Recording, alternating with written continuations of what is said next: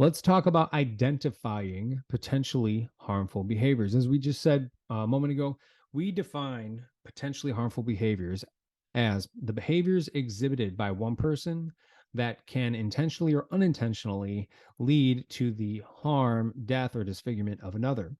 So, whether somebody is texting and driving, that is potentially harmful behavior, or whether somebody is walking around looking for somebody to rob and they happen to have their hood up in July in the summertime and hands in their pockets and they're walking straight towards you and you have no idea who this person is, that is a potentially harmful set of behaviors as well. For the purpose of this course, since it's personal safety, we're going to be talking specifically about criminal related PHBs, potentially harmful behaviors. But what does that mean? So, this is really the awareness piece of it all. And in order to know how to raise our situational awareness, as people always like to say, we need to know three things: where to look, when to look, and what to look for. And starting off, we're going to go over where to look.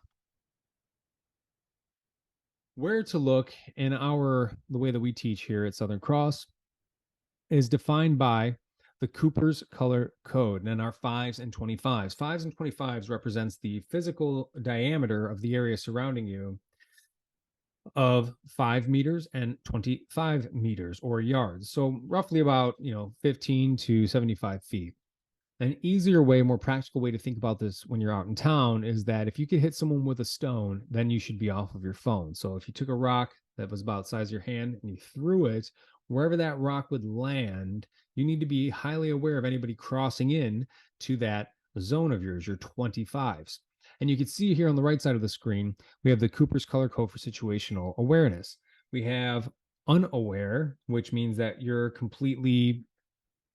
know, you're completely ignorant of what is taking place around you. You have awareness, which means that you're looking at and identifying who it is and what it is they're doing. The alerted, which is really the 5s area, you should be looking at them in the face and eyes as you pass them by. We'll talk about that here shortly. And then engaging. This is within what's known as our reactionary gap, which we'll define shortly. But if anybody's ever within 2 arms distances or really 1 arm's distance from you, you need to immediately be going into what we call personal safety engagement mode and getting them back out of that reactionary gap, which, like I said, we'll discuss here shortly. So let's talk about the white. The white means you're completely unaware of the people and the surroundings that are around you. So look at these kids here. Everyone's texting on their phone. These kids are all in the white. I could walk up to all of them from a block away, pointing a gun at them, robbing them, and they wouldn't even know it until I was upon them yelling in their face or pistol whipping them. The other way to think of unaware is just like, you're basically out in space, taking some mushrooms and just completely out of it, not paying attention at all. It's not to say you should never be in the white, but it should be reserved for places like your home when you're in your couch or relaxing or about to go to bed. You don't necessarily need to be aware of everything taking place around you, but it's sometimes a little bit hard to get into the white if you try. The yellow means that you're just aware of the parts and pieces of society that are moving around you. Now, I say that it's outside and within your 25s, as you see here within this diagram, because I don't think when we're out in public, we should ever be in the white. We'll talk about transitory spaces here in just a moment. But awareness just simply means that as people are moving into your 25s region, you should be looking at them and you should be identifying who they are, what you think they're doing. Do they belong there? Do they look like they belong there? Do they appear to be handling business like everybody else? Or do they appear to be acting or walking or dressing or driving or behaving differently from everybody else, right? We'll talk about what that behavior is defined as here shortly, but just know that generally speaking, when you're out in public, you should always be aware of your environment. And then when it comes to the 25s, that 25-meter range around you, if you get hit someone with a stone, you definitely need to be off of your cell phone. Don't get tied into that dopamine releasing screen because you have a little bit of social anxiety. Don't get sucked into your daily tasks while you're out and about in transitory places. You can see here, all of that would be examples of people that you should be aware of. Now, the next phase of alertness is going to be the orange. This is really coming into our 5s. You really need to be able to identify what somebody's gender is and what they're wearing and and really be able to engage, them with a facial nod or a smile or a, hey, how you doing? That's how close this person is to you. And you need to be looking at them in the face and eyes as you pass them by. When we look at people in the face and eyes as we pass them by, you don't have to smile. You don't have to have a resting jerk face. All you need to do is just simply look at them intently as if like, hey, what are you doing? They're within 15 feet of you. So you, just as well as they, are within your God given right as a human being to know what each other are doing within that zone and space as you pass each other by. You also do a lot of subconscious things to the brain whenever you look at someone in the face and eyes as you pass them by. You begin to register with the subconscious mind, the primitive portion of the brain that says, hey, if I'm a criminal and they're looking at me in the face and eyes, they're aware of me. So I just lost the element of surprise. That increases the likelihood of me being hurt, injured, or killed. If I try to attack this person, it's going to make them less likely to want to do so. It doesn't completely eradicate it all the time, but that does neutralize a vast majority of potentially criminal behaviors. People who have the intention of attacking you, but decide not to. So if anybody is coming into your, fives area, you certainly need to be knowing what it is that they're doing, what they look like, what their gender is, and you should be looking at them in the face and eyes as you pass them by.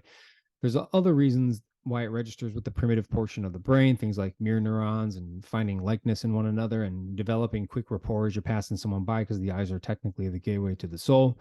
But for the purpose of this here presentation, let's just go ahead and keep it at you should be looking at people in the face and eyes as you pass them by, because it increases your levels of awareness. And ultimately, if they are evil intentioned, you'll be able to see it quickly, and then you'll be able to create distance really quickly, as opposed to proactively, as opposed to reactionary. Now, here we have an example of the fives. And basically, if anybody comes moving into that region or that zone, or even if you see them moving into that region or zone, you certainly should be aware. The other thing that you should be alerted, is if somebody's walking behind you, even if they're outside of the fives, if their direction of travel is into your fives, potentially, then you should certainly be alerted to them and who it is, what they're doing. Do they appear to be conducting business as normal, or do they kind of give you a weird vibe? Now, the next is our reactionary gap, or our straight engagement area, personal safety engagement mode, or zone, I guess you could even call that. The reactionary gap is the amount of time it physically takes us to respond to other people's physical actions towards us. So when you see people in these videos that get knocked out because they're in each other's faces, and the one dude throws a sucker punch, some will call it that, or just goes to hit them, the other guy can't respond fast enough because they're within that guy's reactionary gap. This is a byproduct of what's known as the reflex arc. The reflex arc is the amount of time that it takes for our senses to receive information, touch, smell, sight, hear. The amount of time it takes for that information to touch our senses, be registered by our senses, go up into the brain, be deciphered and translated by the brain, and then to be pushed back out into our body into a physical response to the perceived environment. That is known as the reflex arc. And the amount of time it takes for that to happen in order for us to physically act is the reactionary gap. So you should never let anybody within one arm's distance reach of you. If you can avoid it, obviously bars or concerts, there's a little bit of variable here. But anytime somebody doesn't have to be that close to you, you should never let them that close to you. And if they are that close to you, you need to immediately push them off, yell at them, smack them, get them away from you. Have a fight response versus a fear driven response. Start to train yourself. This is the importance of that training piece, is because if you have a natural fear induced response, then by training yourself to have a fight induced response when somebody's within that reactionary gap, you'll be able to actually to prime your brain and have a fight response, as opposed to that fear driven response of flight or freeze or fawn. So some things to consider with your engagement zone, personal safety engagement zone. Now, if you have some people who are encroaching upon your position for whatever reason, maybe they want to say hi, or maybe they do have criminal intent, a really easy way to not look nuts, but yet to keep yourself safe, is just to simply remember the safety formula. Distance equals time, which equals safety. The more distance you have from someone, the more time you have to react to their actions and behaviors, which ultimately equates to you being safer. The more distance and time that you have from someone, then the safer you are. And so as they encroach upon your position, you just simply move yourself out and away from them. Now, in this instance, you don't have to go the full 25s, but you see the concept here is that as they move in, you simply move a little bit further away, always keeping them at least 2 arms distances away from you. Something else to consider when it comes to the engagement zone, right? You having to look at somebody and actually say, "Hey, how are you? What are you doing? How can I help you?" Right? These are all nice, friendly, simple ways for you to be able to engage with someone coming into that zone or without looking nuts. Now, also keep in mind if it appears people are moving into your zone. So maybe they're not walking directly inside of your engagement zone yet, but they're walking on an angle to where they will be intersecting or moving past you, then that's something we need to be aware of. And we can identify that, as you see here, all the way from outside of the 25s. And when we can identify somebody encroaching upon our 5s, 25s, and then ultimately our engagement zone from farther away, then that gives us more time to be able to think clearly and respond or proactively act relative to this person's actions and behaviors. So remember that safety formula: distance equals time, which always equals safety. 5s and 25s save lives. And if you can hit them with a stone, you should certainly be off of your phone.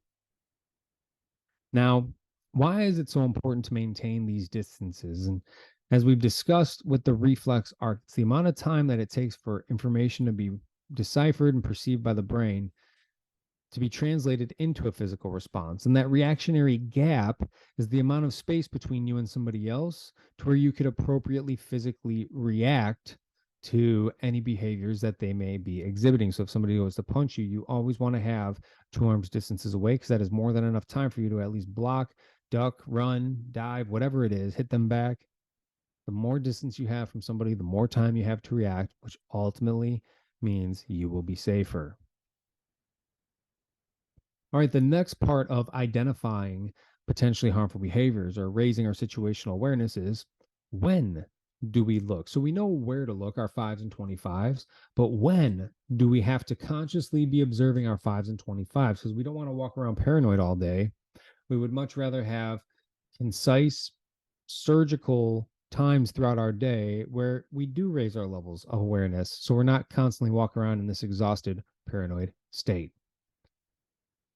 So, when do we look for potentially harmful behavior? Well, a couple of different places. One is transitory spaces, one is called gates, and then the other, which we'll talk about here shortly, is known as a fatal funnel.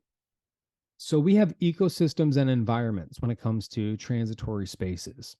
An ecosystem is the given purpose of an area that you happen to be in. So, for example, your home is an ecosystem, your workplace is an ecosystem. Your home serves the purpose of work, and your workplace serves the purpose of your home serves the purpose of living and relaxing, and your workplace serves the purpose of working. And so those are specific ecosystems. Environments are relative to the atmospheric. So if you're at home and you're having a party and there's some people you don't know there, and all of a sudden they start to give you a weird vibe, well, the environment is now a negative environment within that ecosystem of your home. Same for, like parking garage, for example. Well, let me take a step back. So, what are transitory spaces? Transitory spaces are the physical spaces that lie between one ecosystem and another. So, for example, if you're leaving work and you have to go through a parking garage to get to your vehicle, your office space is one ecosystem. The front lobby and the parking garage, the elevator, those are all transitory spaces. And then your vehicle, once you get inside, is another ecosystem.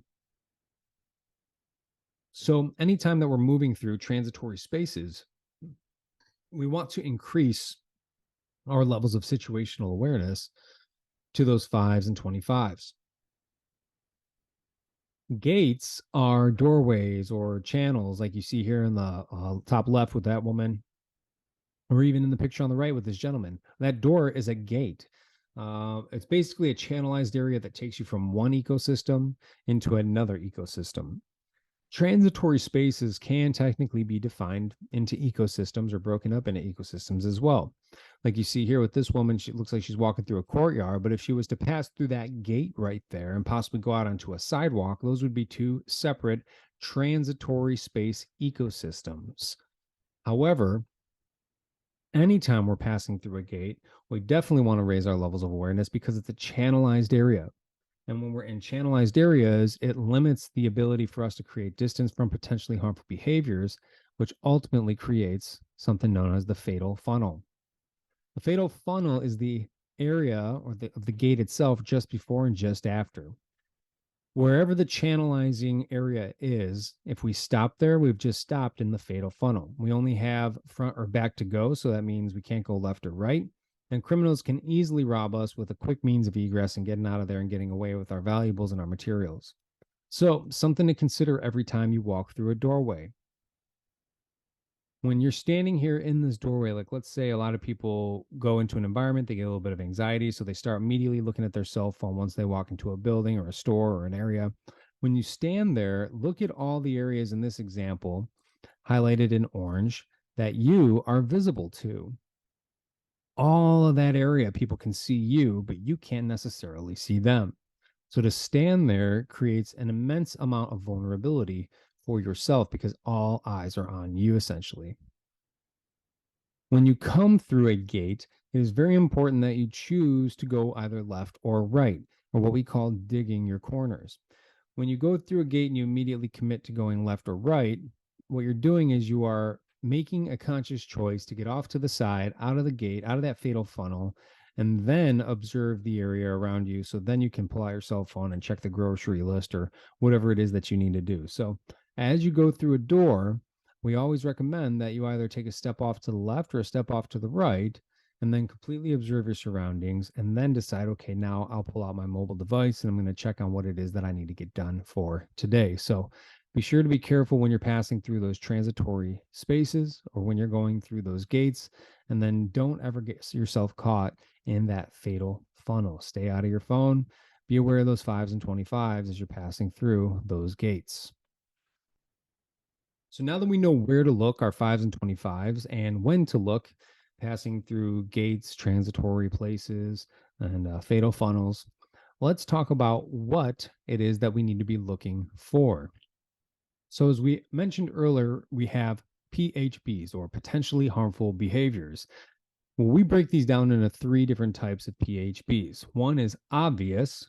In this case, an example, we got two ski mask guys in a grocery store with a big old shotgun. That's pretty obvious, potentially harmful behavior.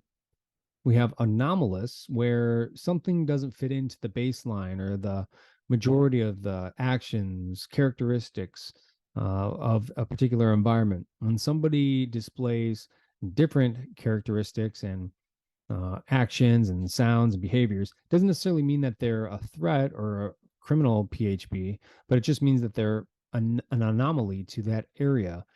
With this, we're going to talk about stacking the deck here momentarily. And the same for nefarious PHBs. Nefarious PHBs are something like stalking, where people are using what we call a screen in order to hide their actions. But we'll break that down here in just a moment. The most important thing to recognize here is that there are three main types of potentially harmful behaviors we want you to be aware of: obvious, anomalous, and nefarious.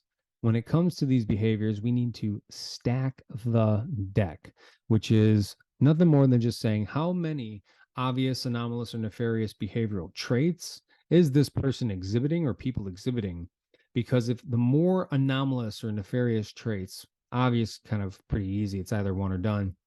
But the more obvious or anomalous or nefarious traits that they are exhibiting, then the greater the likelihood of them being a threat to our well being is. And so we always want to be able to stack the deck in our favor against those behaviors by having multiple personal safety tools, by keeping good distance.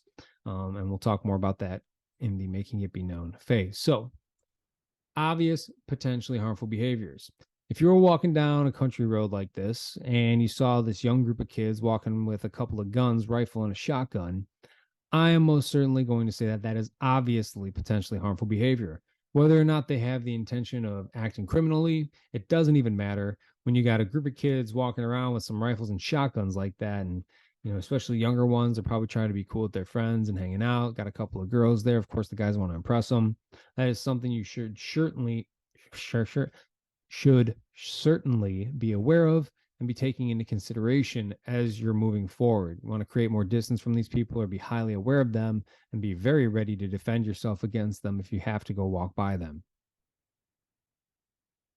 Anomalous PHBs are what you see here. Everything kind of looks similar, but one of these does not belong.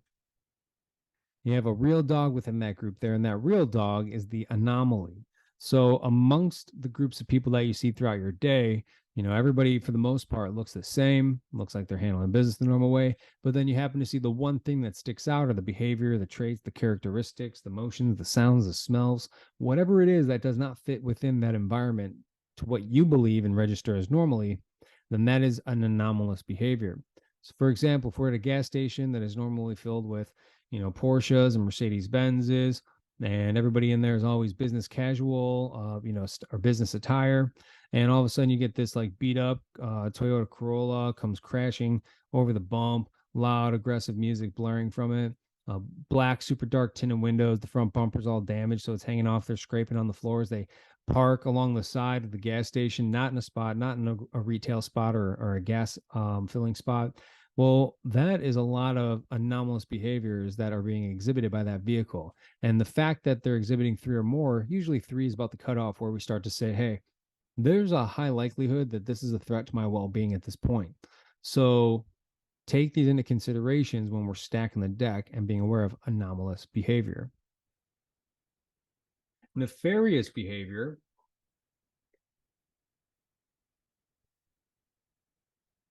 It can be the easiest to defeat if it is identified quick enough, but it can also be the most dangerous when it is not quickly identified in the later stages. Think of a tiger stalking prey in the jungle. A tiger moves itself into a nice advantageous position using screens or the cover of the foliage. The foliage in this case would be screens, just like you see the newspaper as a screen in our spy there. The bushes are a screen for the bottom picture spying on the airplane. Anything used to hide or mask or cover the actions and intentions of one individual is what's from public view is what's known as a screen. So the closer the tiger gets to its prey, then the more it begins to salivate and the more that it begins to want it. And if it gets spotted, then it's still going to jump into action. This is the danger of not spotting nefarious PHB soon enough. However, if the tiger gets spotted from quarter mile away by the gazelle or whatever it is that they're hunting, then obviously he's not going to spring into action because there's no way he's going to catch up to him in time. So if we can identify nefarious PHBs soon enough, then we begin to then it's very easy to neutralize. But if we don't spot it soon enough, like let's say stalking, for example, and someone's been stalking us for a long time, and then we finally notice them, well, we're in great risk because they're close to the prey at that point. They've been stalking us for a long time, and they're going to want to get some sort of reward. Sometimes they don't even care anymore if they get caught because they want it so badly, whether that's to hurt, harm, kill, stab, rape. Us, it doesn't matter. You want to be aware of what screens are, how they look in public, and you want to be able to know how to neutralize nefarious types of behavior, at least prepare yourself for any sort of action that they may be taking upon you. Remember, distance equals time, which equals safety. Now, when it comes to nefarious behavior, not all nefarious behavior is necessarily stalking, but stalking certainly is a type of nefarious behavior. People usually want to hide their actions and intentions by utilizing screens or whatever. So let's talk about how we can know if somebody is following us. There's two ways that we can identify if somebody is following us. I would really recommend the one to start off with, and that is the J hook method. So as you see on the screen here, we have our female figurine walking to her car from the store. She's in the parking lot. The green star represents her vehicle. Now, if you think somebody is following you, you don't want to necessarily just go, especially if you're at the store, you don't want to just go right to your vehicle. And this also works if you're driving. You don't want to just go home because now that person knows where you live. Instead, what we're going to do is a series of actions, intentional actions and movements that are going to either elicit a physical response from the individual who we're concerned with, or it won't because they're not following us. And then everything will be fine. So, how do you perform a J hook method? Well, as you walk on your vehicle and you think somebody is following you, what you're actually going to do is either walk past your vehicle, or you could do this, way before your vehicle, depending on where you're at in the parking lot. But in this case, we're going to walk past our vehicle, and then we are going to make a right hand turn, or a turn away from the suspected person. So you see how it makes the shape of an upside down J there. Now, once we get to this point, once we make that first turn, really, we're going to want to be identifying what are the behaviors that this other person is doing. Because if this person just keeps going and keep walking straight, okay, cool. Well, then obviously this person wasn't following us. We were being a little paranoid, but that's okay. More prepared than paranoid. And we don't look crazy in the whole process, right? But we also didn't endanger ourselves in the chance that this person was following us. And look at where we're at. We're just right here. We're right next to our car, and we just go right back to our vehicle. Boom. And that they keep walking, and then we just go right back to our car. No harm, no foul. Just a couple extra steps in for the day.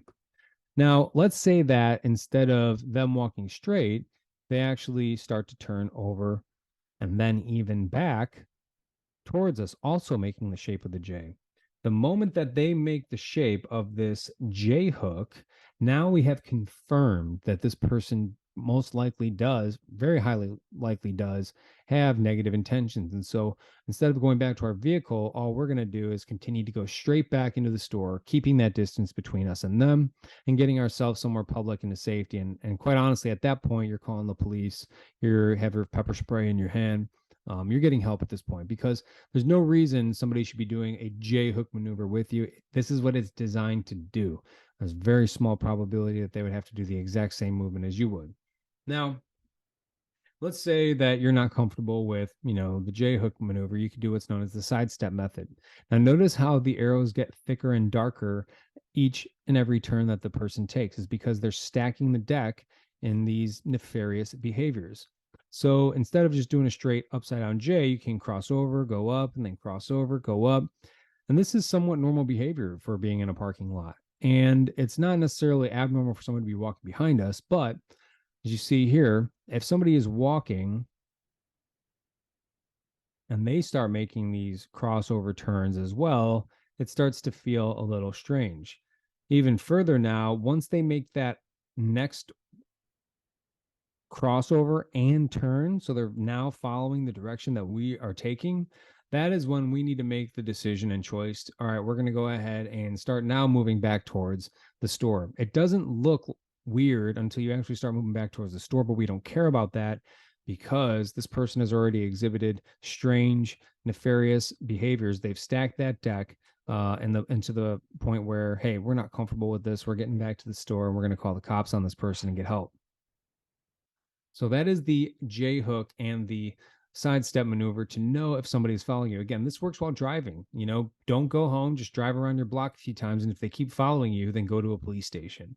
This works when you're walking on the sidewalk or at a park or even in the store. Utilizing these techniques, these are designed to elicit, or to notify, you of the fact that you're being followed. So take them seriously if you find yourself, being if you find somebody reacting these ways. When it comes to identifying potentially harmful behavior, I really just want to emphasize, like, don't lose sight of the most important thing in life, and that is most people are good. Like, I'm not saying look only for the good things in life, but most people truly are good people, like 9.7 out of every 10. And if we just pull ourselves out of our mobile devices and we look around us, not saying everyone's always gonna be nice, but by seeing the good that just is present, you'll realize that we as human beings have a lot more in common than we realize we do, because of all the negative news propagation, being, emanated all throughout society at this point in time.